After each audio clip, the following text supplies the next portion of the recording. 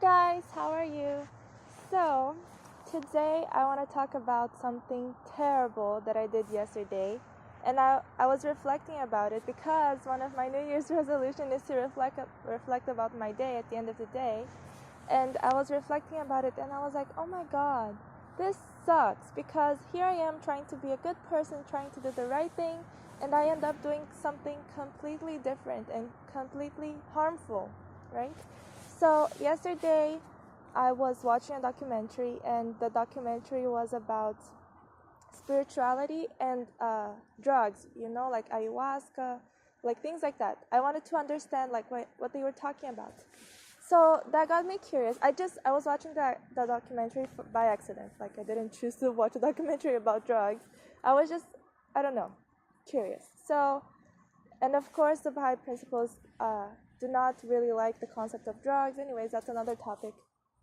But then, so after that, I decided to search about what the Bahá'í writing said about drugs, and I found a bunch of things, and I was like, oh my god. And then I remembered this Bahá'í friend that I have that is having like rough times with the Bahá'í community. He's not feeling it. Everybody goes through it sometimes, I think. So I just sent him like what I saw that Abdul Baha was talking about drugs. And I was like, look, listen, I don't want to judge you. I don't want to even say that this is what Baha'u'llah is saying. This is my interpretation of what Baha'u'llah said. If you want, I can send you the quote. And so that's what I did.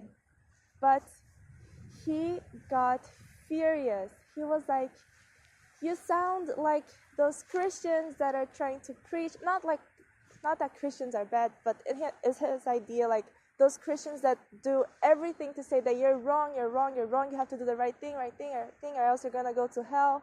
So, and I was like, and honestly, all I wanted was just to share something with him, I wasn't trying to judge him. I wasn't trying to say, like, stop doing this because, or else this is terrible, or you're a terrible person. I said it in the beginning, I really like you. This is why I'm sharing this with you, because I just want to, like, increase our awareness of it.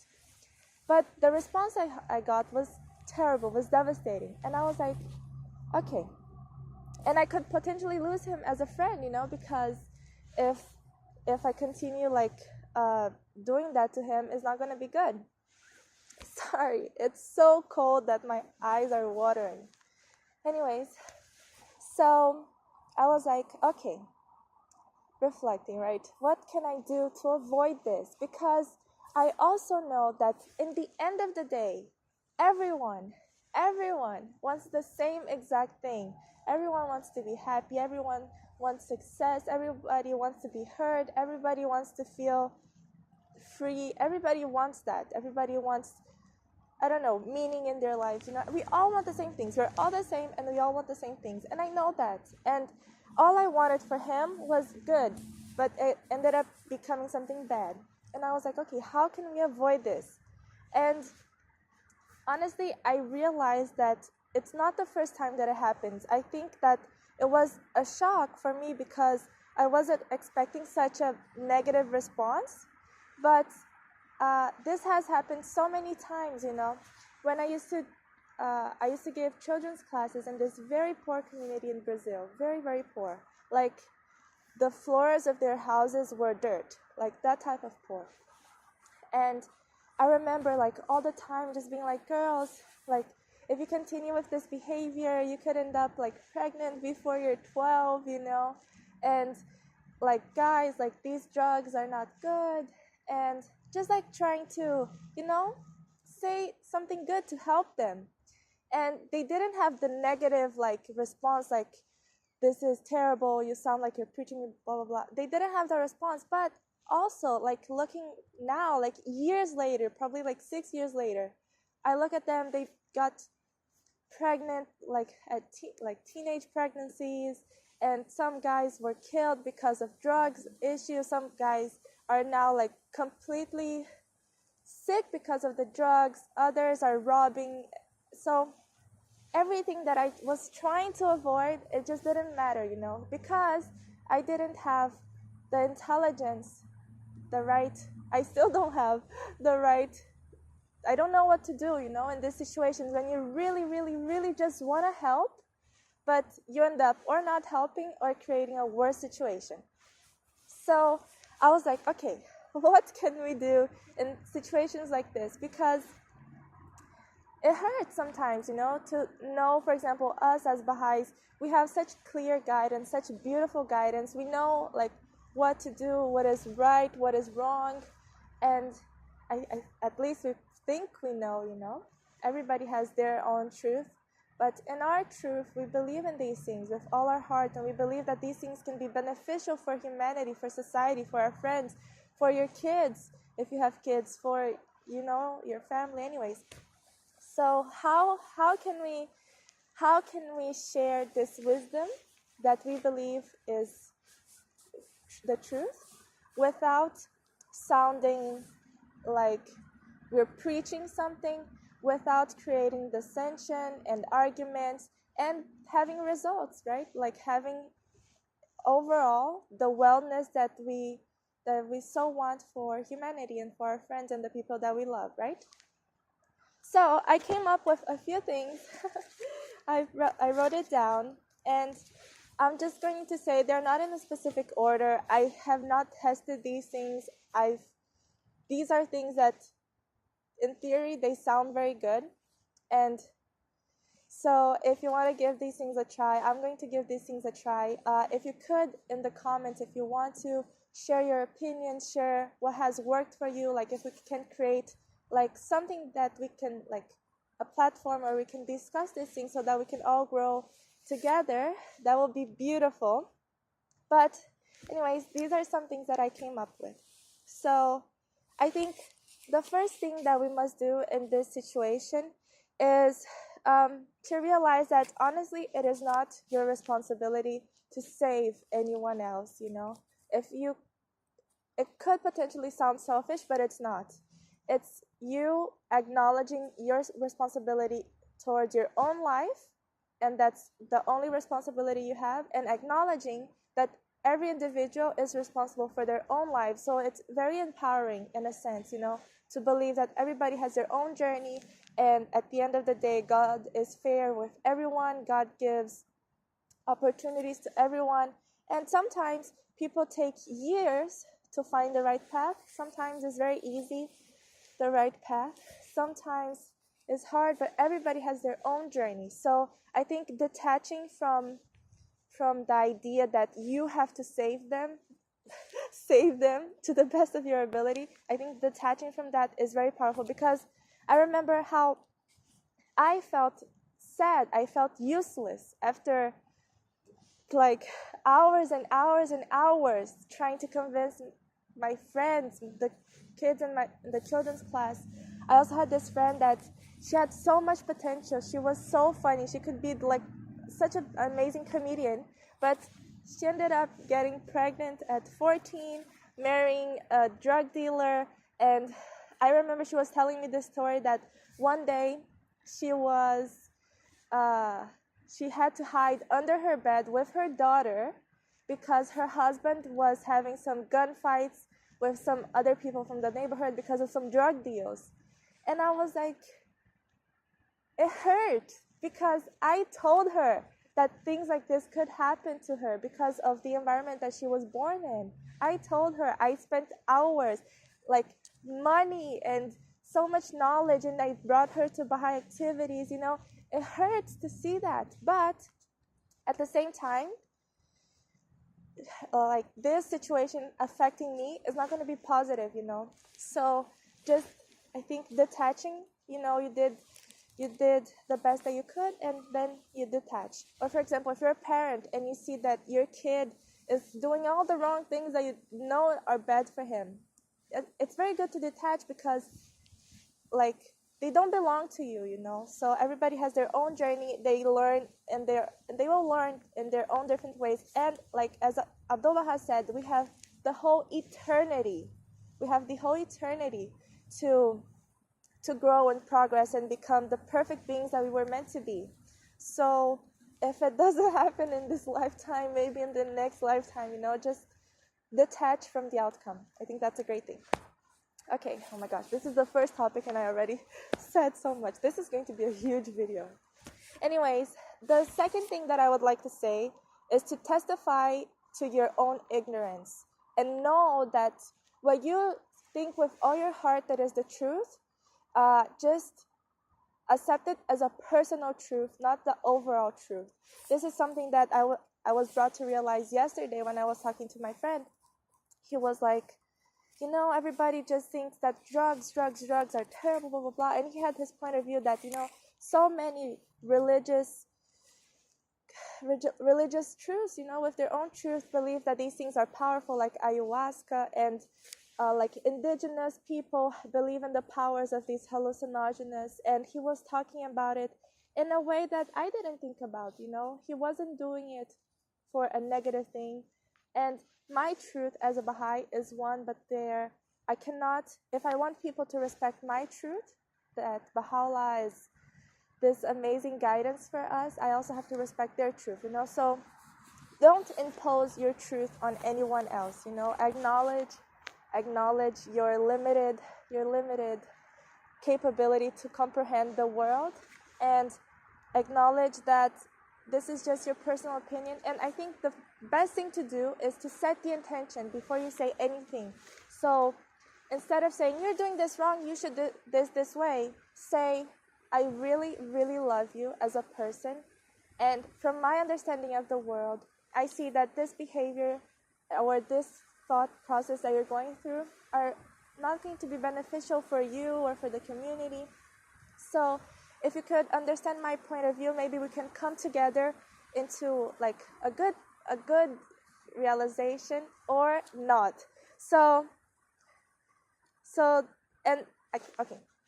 this is another thing that I wanted to share. So last week I saw I discovered about this guy that he was the leader of the white supremacy organization here in the United States, and he was converted.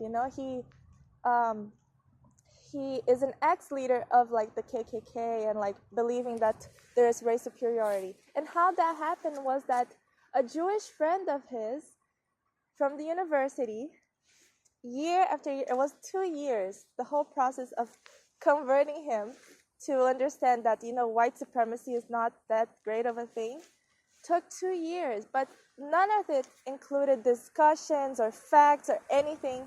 The way that the Jewish friend found of leading this guy to the truth was with kindness, by inviting him to the Shabbat, to not poking him where it hurt, just showing him by actions the love, that he wanted from him, because it was a very hateful scenario that he was in the white supremacy like environment. And he, instead of debating it, there are a plethora of arguments that you can do, but instead of that, he just showed him love.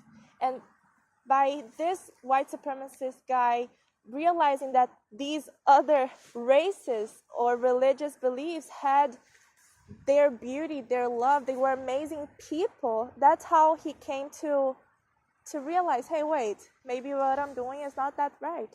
But it took 2 years of patience, 2 years of everyone around him just scolding him for his beliefs, and this guy just lovingly, patiently showing love. So no words involved. He made sure not to talk about the subject. Anyways, you can search about this guy. His name is Derek something. I don't remember, but you can search, you find online. Anyways, so patience is very important. Showing rather than talking is very important. Or either showing with your own example, it doesn't have to be so extreme as converting a white supremacist into a loving person. But also, like, for example, if you want your kids to study more at school, you can show them, not tell them, show them the benefits of education. Show them, yeah, you understand what I mean, right? And be patient, everybody has their own journey. Okay. Let me see. Another thing that you can do, I found about this in this book called How to Win Friends and Influence People. It's a great book. I completely recommend. It's amazing.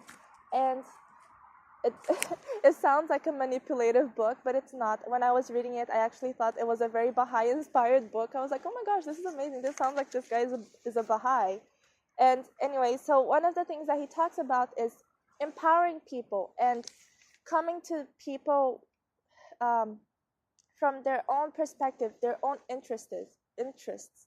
So, for example, I don't know. For example, this friend of mine, he is a Baha'i. He knows about Baha'u'llah. He knows about the beauty of Baha'u'llah. But for me to tell him, oh, drugs are wrong and condemned, blah, blah, blah, it didn't help. But if I probably came from the perspective, you know how much you love Baha'u'llah and his teachings?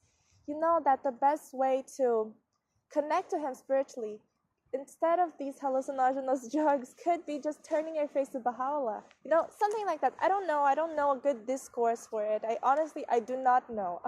But probably, you know, trying to instead of just pouring your perspective on the other person, acknowledging how they see the world and showing it to them on how they could understand and appreciate more, right? So that is another thing. Another thing that I probably should have listened to Baha'u'llah's hidden word. So Baha'u'llah has a hidden word that he says that a wise person, I don't know, I'm just paraphrasing the hidden word. This is not how it's written, okay? But I will put it in somewhere down here in the comments where you can see in the website also. And the hidden word says that a wise man only speaks when he knows there's someone listening to it, and someone that can understand and digest what he's saying. And also I think there's another place in the writings that says that you do not give heavy food to an infant because the infant cannot digest that type of food, you know. So you have to understand your listener, you know. You cannot come to the listener with all these facts and arguments and blah, blah, blah, when in reality that's probably not what they want or what they need, you know. So only speak if you know the person is listening, and when you speak, realize if they are able to digest what you're saying, right? So that's a good thing to keep in mind and remember, even though I fail to do this all the time. I remember when I was talking to the kids of the poor community that I used to serve, like, there were things that it was just not part of their world. They could not understand, you know, and I feel that I could have done that better. But again, I was so young, I didn't know what I was doing. I was just trying with all my heart to do something good, but anyways, okay, so this is another thing that is absolutely beautiful, and I think it's great to putting things into perspective. So one thing that you can do is always remember that we all want the same thing. I said this already in the beginning, but it's so true. We all want the same thing. I remember once I was reading this article of this psychopath that he was in prison and he was going to have like a death sentence. And he was saying, do you regret doing this? Do you think that what you did was evil? And he said, no, I was just trying to do the right thing. So, because in his idea, in his mind, what he perceived as the right thing was probably like killing and murdering someone to protect his family or whatever. I don't remember what it was. But in the end, we all want to do the right thing. So if we can acknowledge that and acknowledge that we're all trying with different levels of understanding and different perspectives, we're all on the same page. So we're all the same. So there isn't like bringing them to your side or coming to their side. In the end, it's all the same. I remember when I went to a Hindu temple, and it was so beautiful. It was an ecumenic event, so people from all different religions in this Hindu temple. And you know what they had in their place, the center, they had symbols of every single religion, and they were all talking about service and helping humanity. And I was like, oh my God, just like the Baha'i faith, right? And I was like, oh my God, we all want the same things. It's crazy. So anyways, just remember that and acknowledge that as you also have your own problems, your own issues, things that you also want to do the right thing, but you know you can't at that moment in your life. So, or you think it's the right thing at that moment in your life, but eventually you're going to find out that probably it isn't. So come from that understanding, that perspective, that we're all trying to do the right thing. We're all trying to do the right thing. So you cannot go to someone and say, I know the right thing, you do not know the right thing, because that's not how it works, right? And even for me, when I do these videos, I always try to say, guys, this is only my opinion, my perspective. Also, don't take it as the writings. And I really mean it. This is just my understanding of what I digest from the writings. Me just trying to be a Baha'i, like just Abdul Baha is the real Baha'i. So, yeah, anyways. Okay, so another thing that I want to remind every one of us is that we cannot teach love with hate. It's just not possible. So if you know that you're trying to do something good for him or for her, for whomever you're trying to help or influence, you must realize that you cannot teach happiness with sadness. You cannot teach success with, philosophies of like failure. And you need to be patient. You need to show kindness. That's how the white supremacist became a people-loving person. And that's the only way that you can do it. And also, there's a story I do not remember. I tried to look for it online, but I did not find it. I remember hearing it when I was a kid, and it was, I don't remember if it was Abdul Baha or Dalai Lama or Ganji. I do not remember. But the story is, there was this very important, awesome person in the levels of like Abdul Baha, Ganji, and not the level of Abdul Baha, the level of Ganji, Dalai Lama, something like that, right? And a mother of this little kid came to this person and said, please, tell my kid that eating too much sugar is bad and my kid should stop. And he was like, okay, come next week. And then the kid came next week and the guy said, okay, yeah, you should probably stop eating sugar and stuff. And then somebody asked him, why did you wait 1 week to tell this to the kid? And he was like, because I also eat sugar. I cannot tell someone not to eat sugar if I eat sugar. So I stopped eating sugar and then I told the kid. And, so it's the same concept, you cannot tell someone to go do the right thing and be better when you yourself are not doing the right thing, probably in another area of your life, right? And I was thinking, how stupid am I to be the one preaching to my friend for him to stop drugs? Even though I want the best for him, I know there are things that are best for me that I am not able to do in the Baha'i faith, or with Baha'i principles in my life. So what gives me the right, I don't have the right to do that. So anyways, it's just a different perspective. And another perspective is how in the Kitabi Akdas, one of the rules, and I should have researched about this, but I just wanted to come do this video right now because the sun is going down. But if I had more time, I'll probably put it in the website with the quotes. But in the Kitabi Akdas, it says that it is forbidden for us Baha'is to make another soul sad. Forbidden to make another soul sad. It's crazy. First of all, kind of impossible. But, it's not impossible, or else Baha'u'llah would not have put it on the Kitab Yaktas. And then, second of all, if you're trying to help someone, but you see that you're making that person sad, like I made my friend sad, just don't do it, Just give up on it. Don't do it, because it's much better not to make the soul sad, right? And as I said in the beginning, it's not your responsibility. So if you're just not making that person sad, that's like a big plus. And also, just like the guy from the KKK, the white supremacist, everyone around him was condemning him so much. And this Jewish guy was the only person that did not make him sad. He invited him for Shabbat. He talked about nice, awesome things during Shabbat. They did not talk about any controversial topics to avoid hurting that guy. Isn't that beautiful? And yes, it took 2 years, but it worked.